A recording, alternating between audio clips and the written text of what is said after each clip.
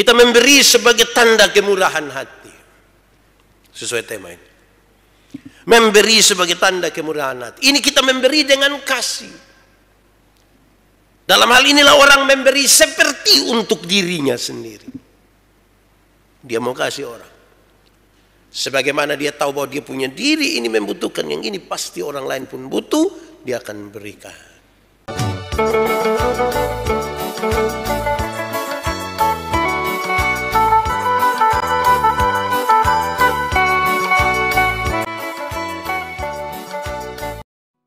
Bapak Ibu Saudara-saudara, mari kita berdoa untuk pemberitaan firman Tuhan.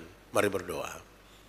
Ya Tuhan Allah, Bapa pengasih dan penyayang, di kesempatan pagi hari ini dalam persekutuan umat percaya ini, kami akan membaca dan merenungkan firman Tuhan.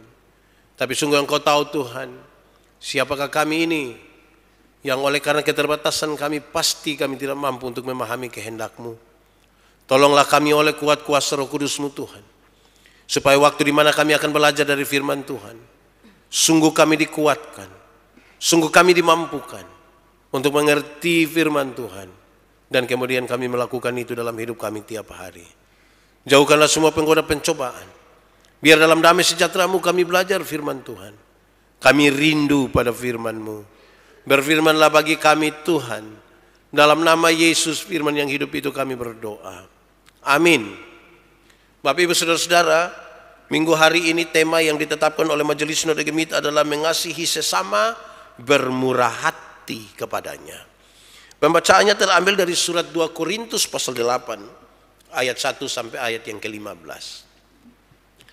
2 Korintus pasal 8 ayat 1 sampai ayat yang ke-15. Pelayanan kasih. Saudara-saudara, kami hendak memberitahukan kepada kamu tentang kasih karunia yang dianugerahkan kepada jemaat-jemaat di Makedonia selagi dicobai dengan berat dalam pelbagai penderitaan. Sukacita mereka meluap, dan meskipun mereka sangat miskin, namun mereka kaya dalam kemurahan.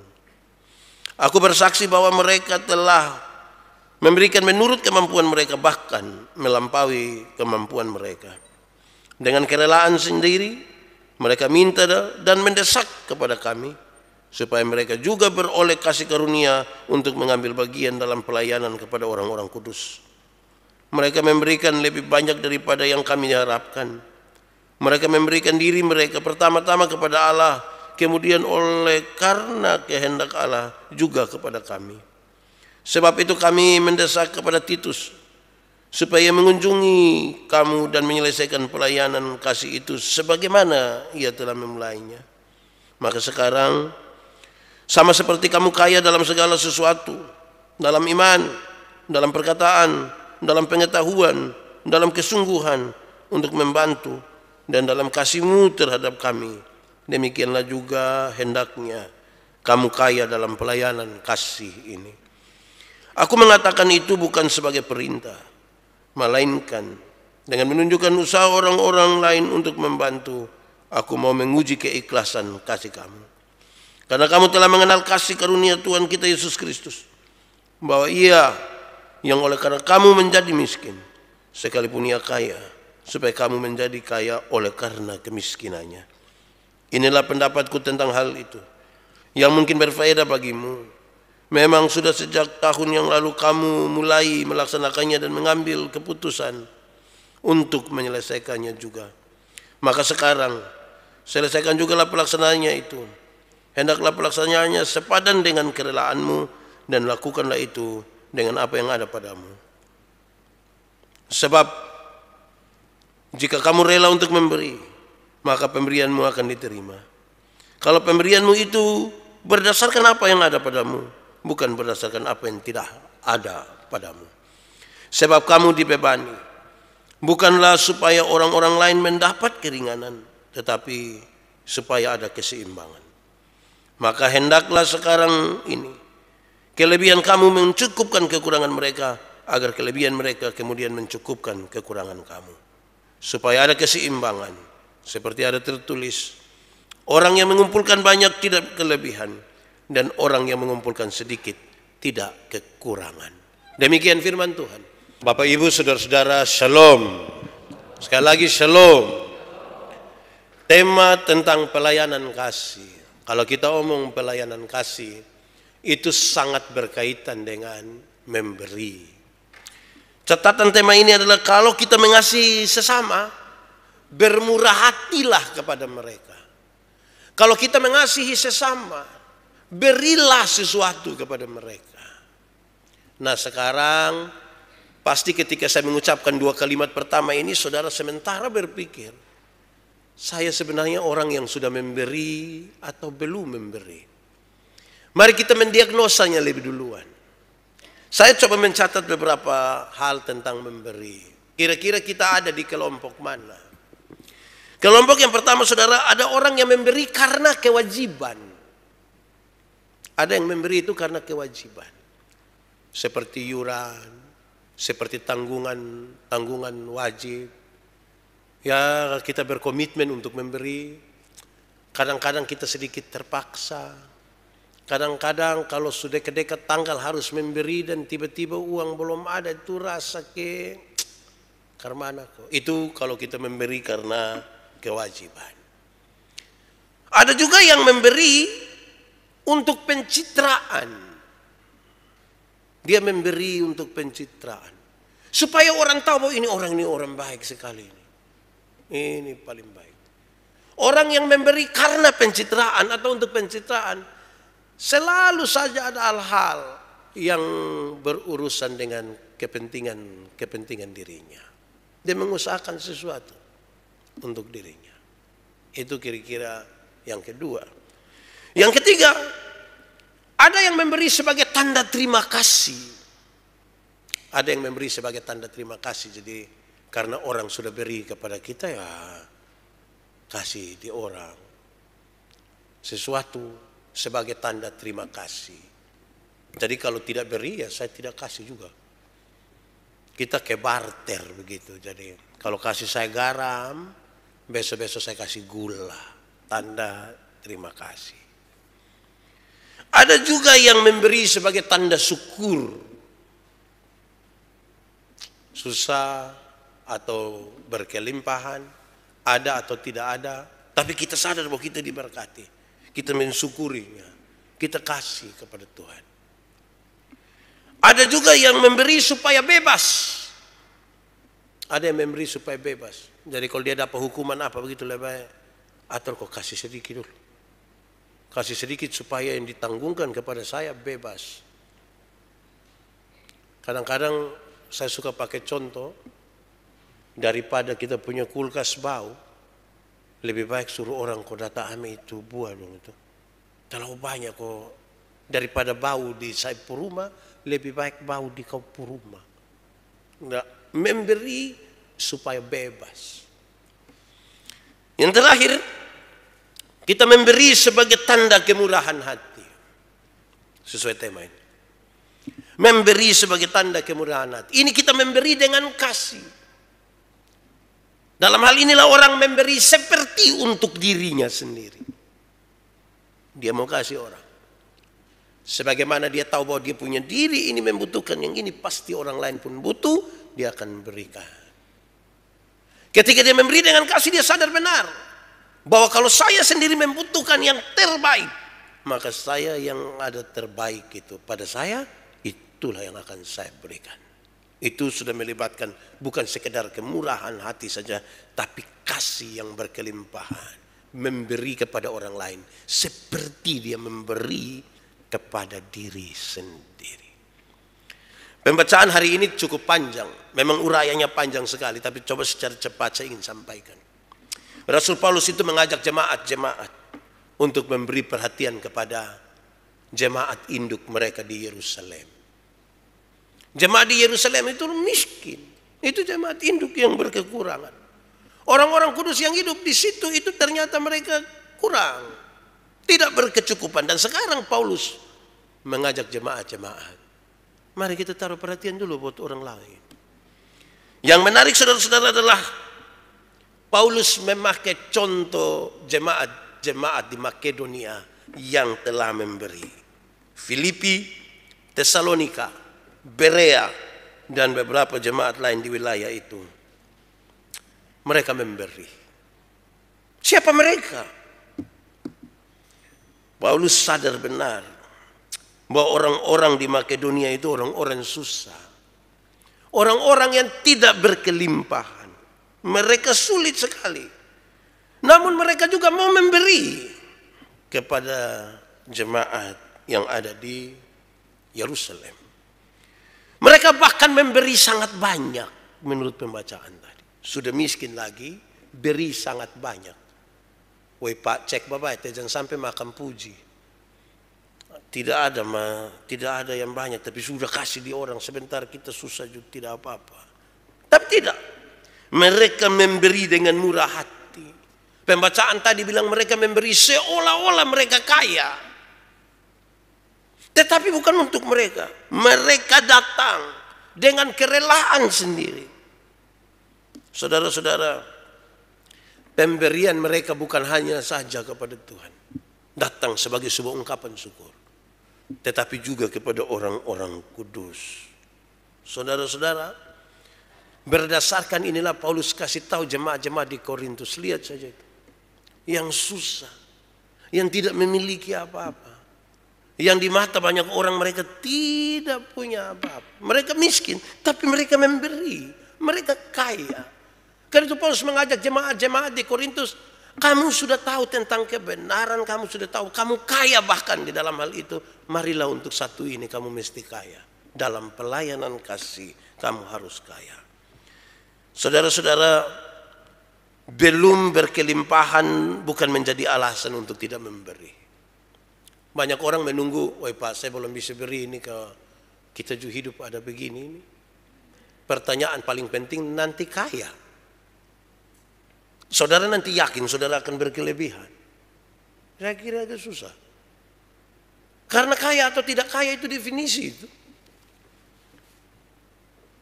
Hari ini kita pegang uang 10 juta. Kan kita berharap kalau ada satu waktu saya punya pendapatan 20 juta per bulan cukup. Yakin kalau nanti 20 juta cukup. Saya kira belum. Dulu itu ketika kami masih kos. Kan yang penting ada super mie bagi kami cukup.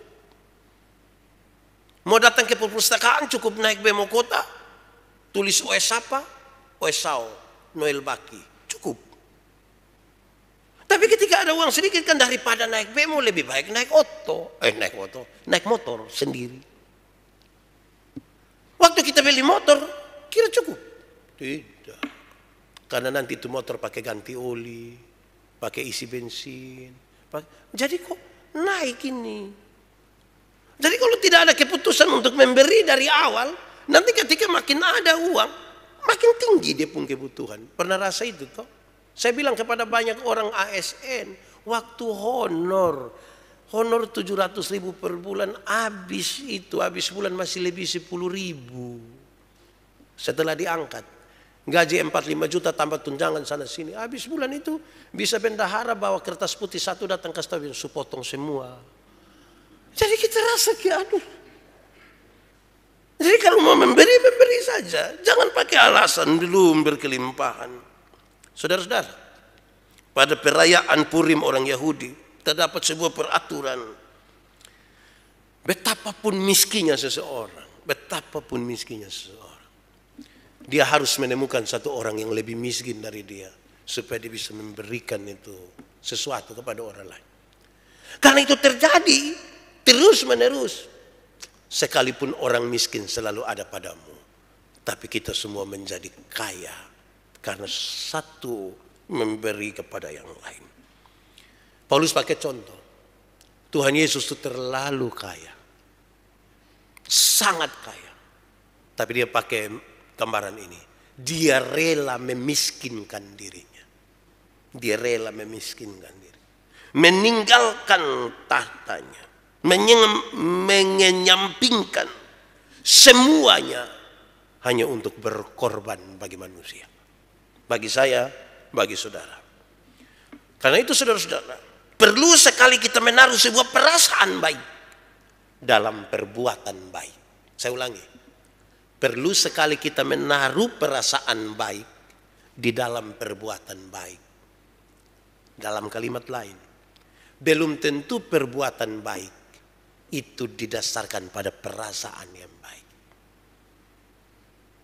Bayangkan kalau kita punya baju satu, itu baju yang kita rasa baju terbaik dalam hidup.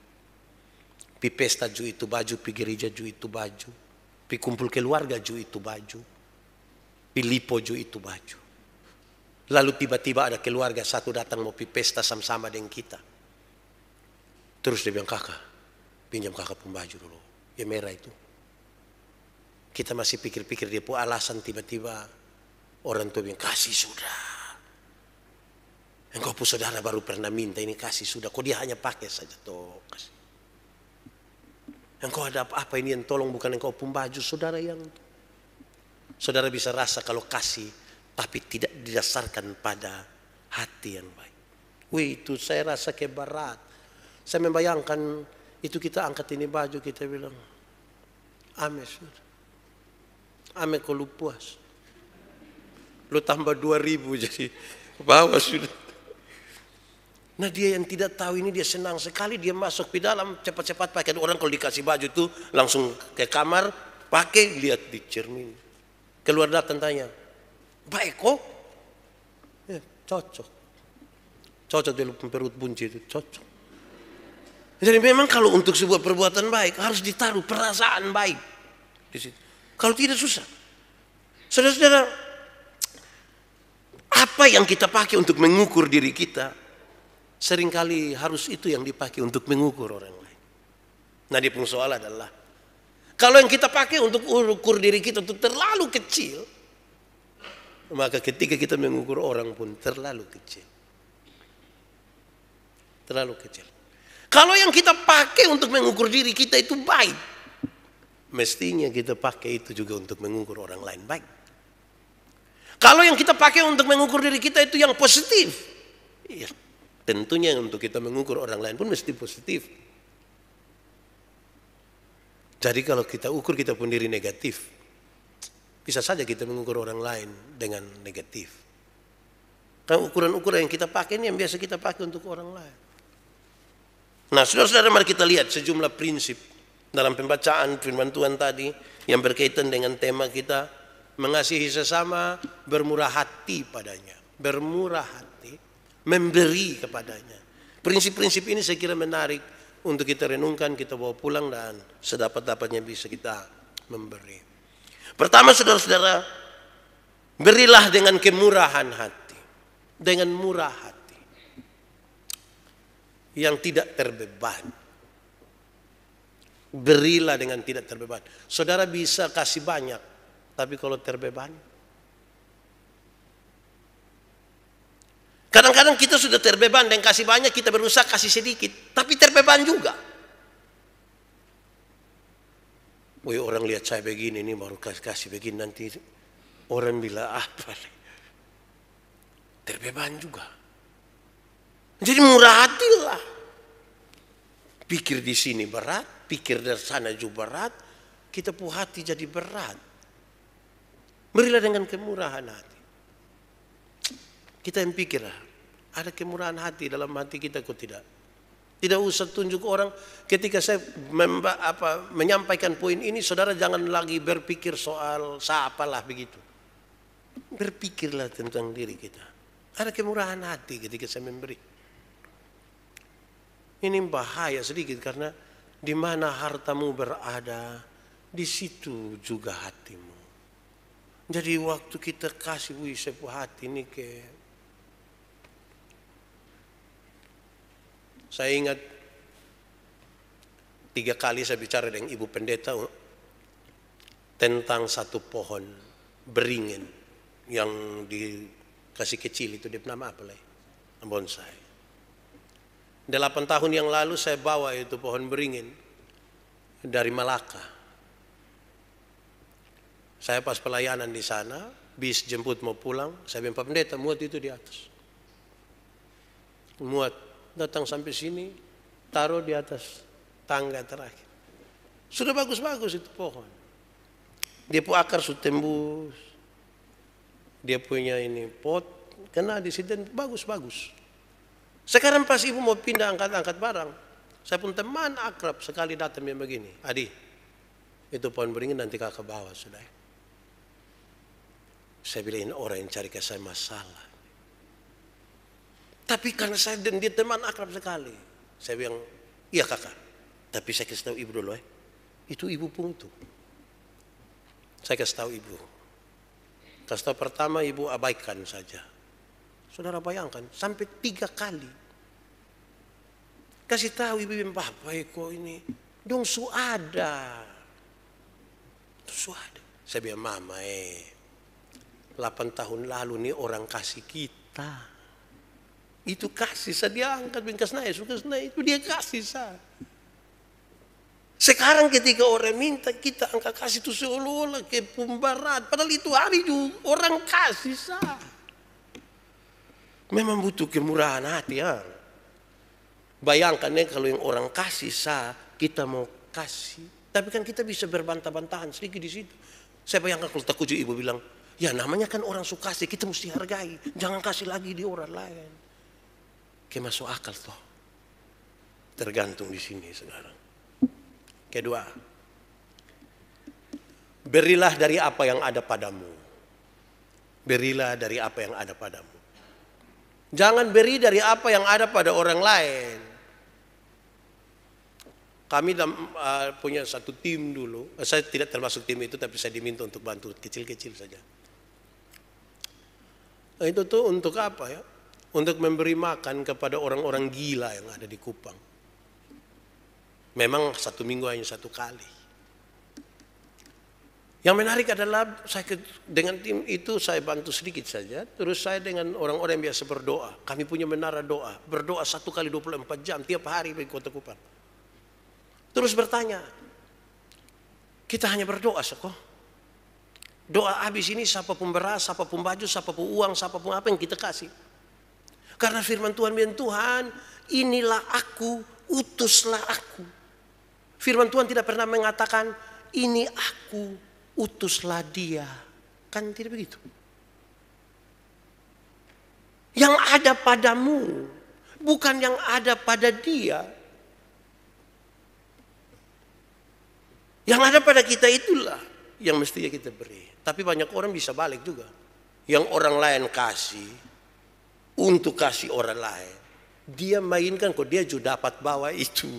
Itu memang terlalu itu. So tidak memberi lah, ambil lagi. Bahaya itu. Ketiga. Berikanlah dengan rela. Lebih panjang sedikit. Memberilah dengan sukarela. Ada orang suka tetapi tidak rela.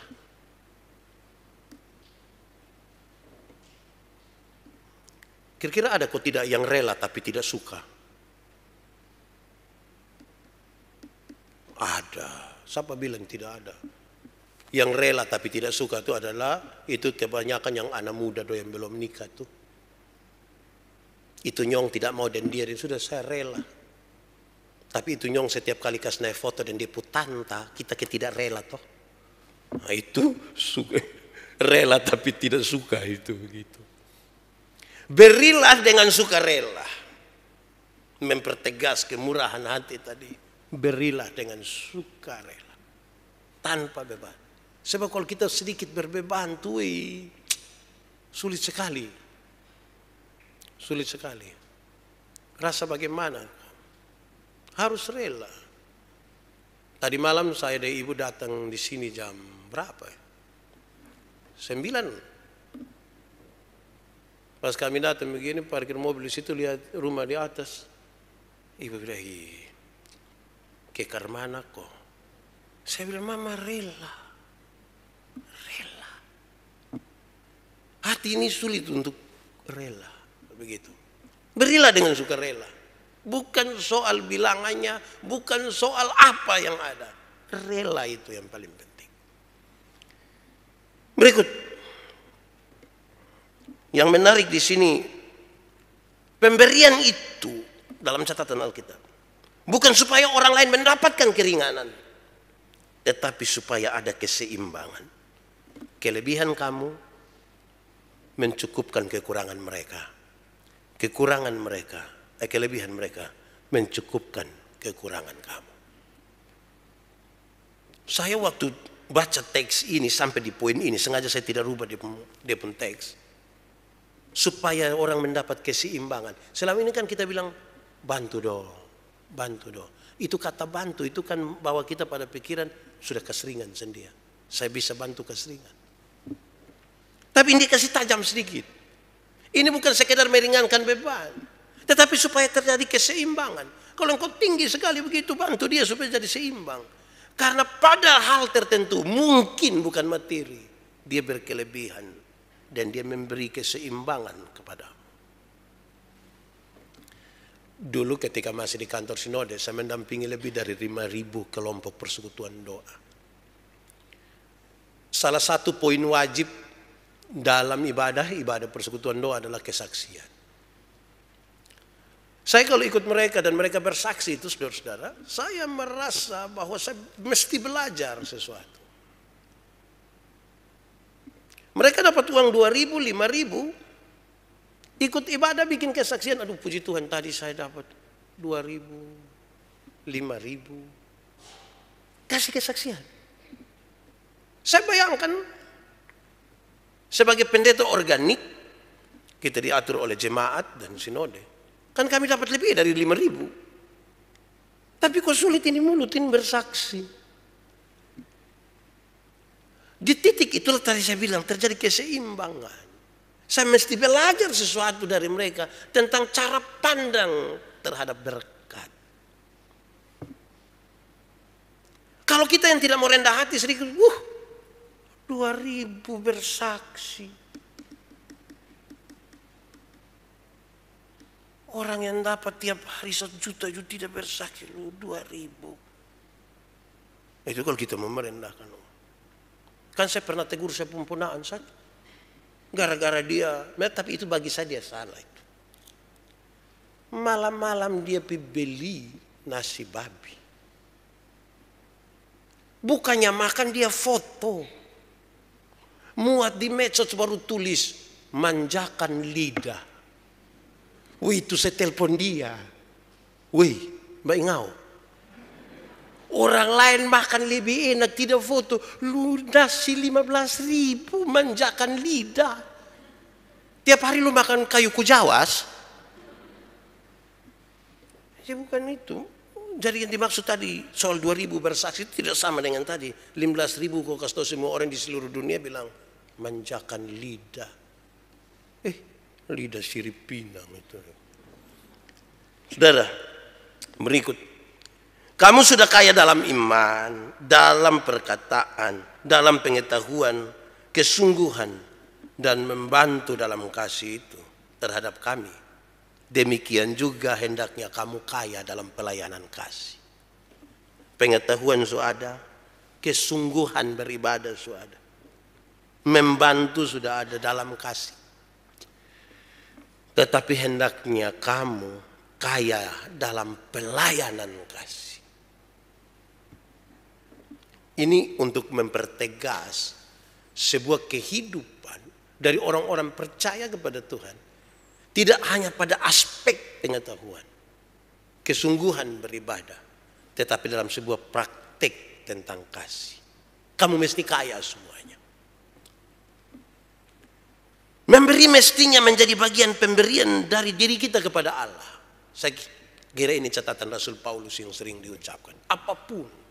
Apapun yang kamu perbuat, perbuatlah dengan segenap hatimu seperti untuk Tuhan. Dan bukan untuk manusia. Jadi ketika orang memberi sekalipun dan itu seperti untuk Tuhan, dia tahu bagaimana dia memberi dengan kerelaan hati. Bagaimana dia memberi dengan syukur. Bagaimana dia beri dengan sukacita. Pembacaan tadi menegaskan poin berikut ini. Kita memberi diri kita kepada Tuhan. Kita memberi segalanya yang ada pada kita. Jadi kalau tadi kita beri seperti Tuhan, kita telah memberi diri kita kepada Tuhan. Kalau kita memberi diri kita kepada Tuhan, kita sudah memberikan segalanya. Saya merenungkan bagian ini tadi pagi. Kadang-kadang saya memberi persembahan itu persiapan uang, bukan persiapan diri. Setiap kali datang, ambil persembahan, isi di dalam envelope tuh. Yang saya bayangkan ini saya memberi persembahan uang, bukan diri. Waktu saya merenungkan ini, saya merasa terkoreksi. Berilah dirimu, bukan uang. Sebab ketika diri ini yang kita kasih pada Tuhan, segalanya sudah kita berikan bagi Tuhan, termasuk uang. Saya merenungkan sendiri, saya kira saya masih memberikan uang. Perasaan, kalau pendeta Yandi pimpin ibadah, habis doa semua rame-rame pi kotak, saya jalan lurus. Saya kan sudah biasa siap sedikit untuk jalan di situ. Saya baru kasih uang, belum kasih diri. Supaya sebentar ukurannya bukan materi, bukan uang, diri yang dipersembahkan pada Tuhan. Berikut saudara-saudara, pemahaman bahwa kita adalah milik Allah, bahkan segala sesuatu yang ada pada kita adalah milik Allah, akan menolong kita untuk memberi dengan sukacita. Saya milik Allah, bahkan segala sesuatu yang ada pada saya adalah milik Allah, akan menolong saya untuk memberi dengan sukacita. Pak Pendeta, bagaimana dengan 1/10 itu? Kan saya pernah bilang pada saudara, 1/10. 10% itu siapa punya? Tuhan punya. Lalu yang 90% itu siapa punya? Beberapa orang bilang kita punya. Tidak. Alkitab bilang semuanya Tuhan punya. 10% Tuhan punya. Yang 90% pun Tuhan punya. Semuanya Tuhan punya. Itu tidak ada yang kita punya. Sehingga ketika 1/10 kita kasih untuk Tuhan. Orang suka bertanya, Pak, bisa kok tidak kalau ada orang susah datang saya ambil dari yang 1/10 itu untuk kasih. Saya bilang jangan. Itu yang kau tidak rela. Ambillah dari yang 90 untuk kasih. Karena yang 97 Tuhan punya.